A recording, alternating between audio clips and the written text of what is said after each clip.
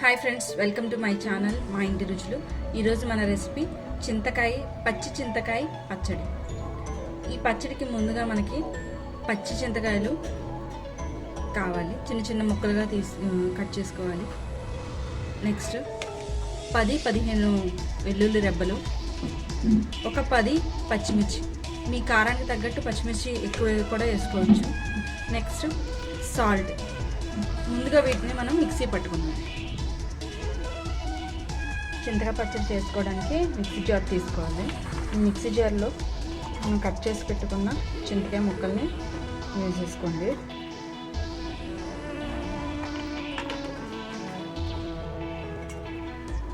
ఆ తర్వాత ఈ ముక్కల్ని మెత్తగా మనం ఒకసారి గ్రైండ్ చేసుకోవాలి.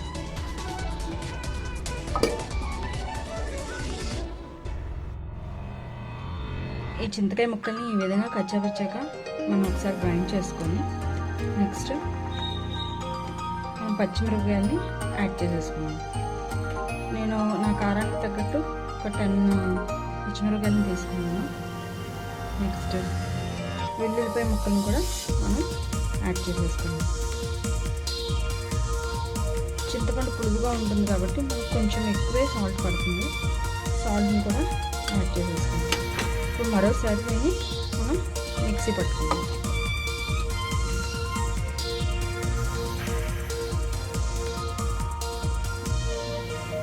ఈ విధంగా పేస్ట్ చేసుకోవాలి.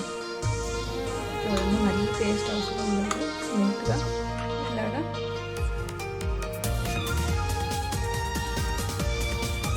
పెచ్చాక పేస్ట్ చేసుకోండి. ఇప్పుడు మనం దీన్ని తాలింపు పెట్టుకుందాం.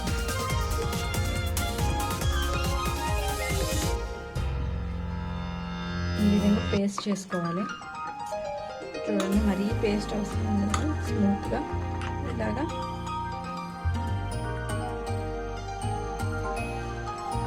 పెచ్చాక పేస్ట్ చేసుకోండి. ఇప్పుడు మనం దీన్ని తాలింపు పెట్టుకుందాం.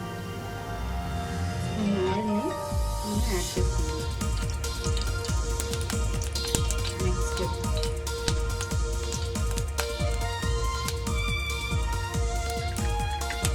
ఆయిల్ వేడెక్కాక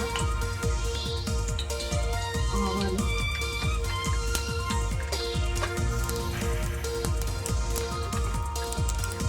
జీలకర్ర,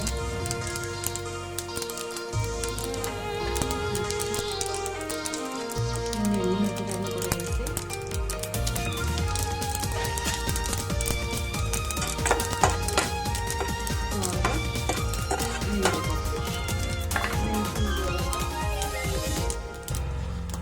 ఒక టేబుల్ స్పూన్ పసుపుని కూడా యాడ్ చేసుకోండి.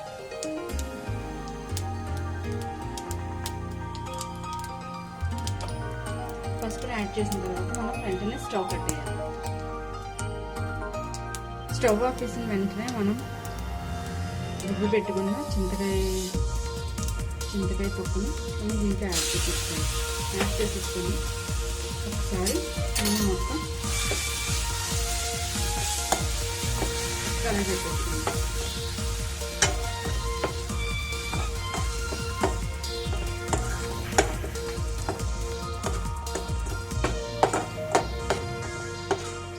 ఒక 10 నిమిషాలు దీన్ని ఈ విధంగా వదిలేసి అన్నంలోకి కానీ దోశలోకి కానీ చాలా బాగుంటుంది. ఒకసారి ఈ విధంగా ట్రై చేయండి, చాలా టేస్టీగా ఉంటుంది.